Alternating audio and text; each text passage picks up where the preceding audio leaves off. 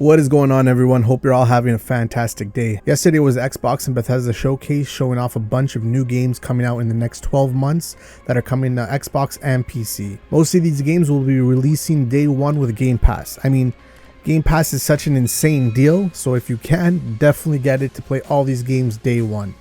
In this video, I'll be going through the top games shown at this event that I am hyped for.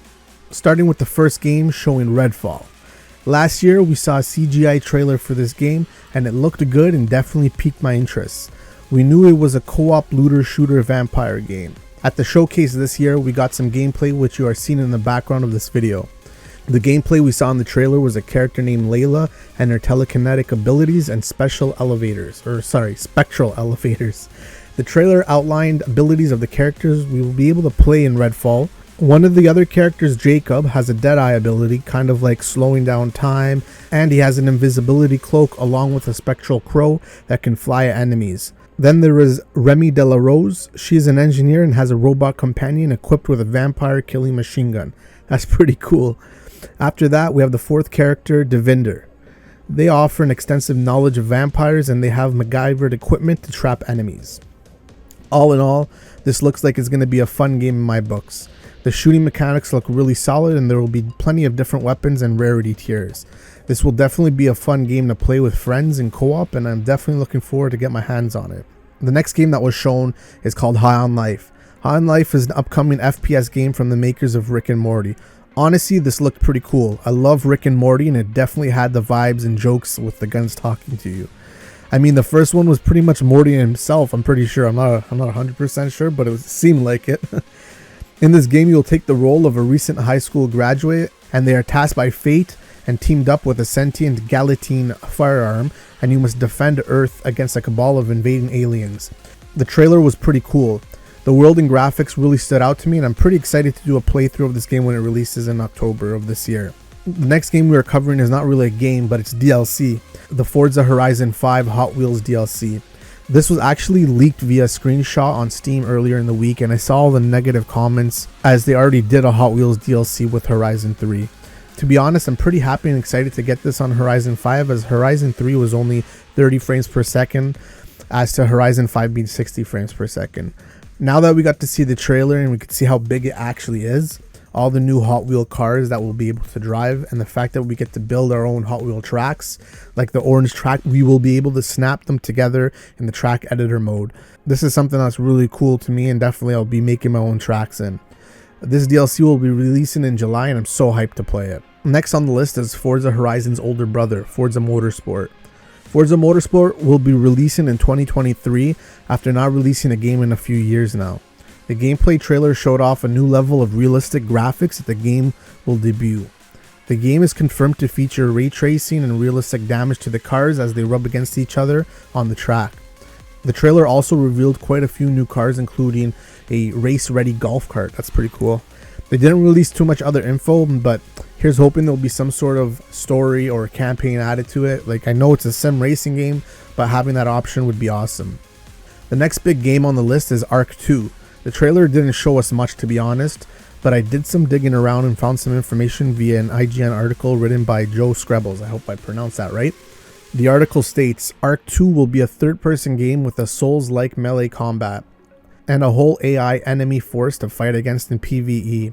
In other words, it sounds pretty different to the original Ark Survival Evolved. After the game got a new trailer at the Xbox Bethesda Summer Showcase, developer Studio Wildcard sent a press release explaining a number of the newly announced features, and it included some surprising details. The biggest is that the game swaps the original's first-person perspective for third-person, promising advanced character traversal mechanics including mantling, free climbing, parkour, sliding, and swinging. Connected to that change is the promise of melee combat similar to From Software's Souls games, offering target lock, blocks, dodges, combos, staggers, and special attacks, with focus on player skill. Ark II will also include an entire opposing AI force called the Aratai, who will hunt and attack you while riding their own tamed creatures as they seek to drive human interlopers from their world. I find this kind of weird how it will be different from the first Ark, but I fell in love with Elden Ring in the last few months, so if they can make the combat feel good like that, it's something I will definitely try. The next game we will talk about is Grounded version 1.0. The full version of Grounded is being released this September. I've played it a few times while it's been in early access and I've loved it. I am definitely looking forward to the full game though. When the game fully releases, it will include a new section of the backyard, new weapons, armor, new secrets, and a new boss, the Mantis.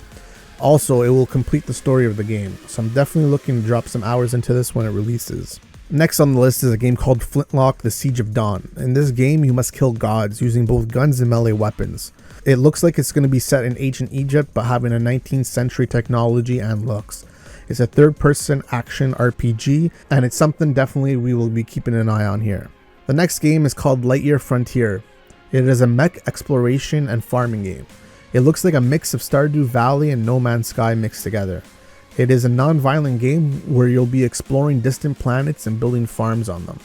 The game also features cooperative play with up to 3 friends, and it'll be releasing in spring 2023. Definitely looks like an interesting game that I'll definitely check out when it releases. The second last game on my list is Wo Long Fallen Dynasty. This game is a dark fantasy action game set in the Chinese Three Kingdoms period, coming from the creators of Neo. This game will have a mix of supernatural and historical elements and feature Souls-like gameplay. This is something I definitely want to learn more about as more info comes out and definitely check out. Now, last on the list and the biggest game here I'm excited for is Starfield. I'll be making a whole separate video on this game as it'll be too much to go through in just this video alone. So we finally got a full reveal gameplay video for this game. It looks like Bethesda went back to their roots with Starfield. It will feature a first-person dialogue and your character does not speak, unlike Fallout 4, but like the other games like Skyrim and Fallout 3. Personally, I like this better than a voice pro tag. Honestly, I like this better as it gives way more options in dialogue. Settlement building is coming back, and you'll be able to create your own settlement on any planet and hire people to do jobs in your settlement. You can also fully customize your spaceship from different parts and colors, and you could even fly it in space and have space combat. So they really went all in. This is something I'm excited for, as you could do this in No Man's Sky, but I feel like with a Bethesda game, it's going to be a lot better. There will also be a full character creation system, like you could choose your traits and your backgrounds for your character, and other NPCs will mention some of these things in the past you have chosen. I saw one where you could start off with a house on a moon and have a mortgage already starting of $50,000 or credits or whatever their monetary system is, and I guess you're gonna have to pay that back. It's pretty cool. I love these types of details you could choose for your character. It was also announced that there will be 1,000 planets.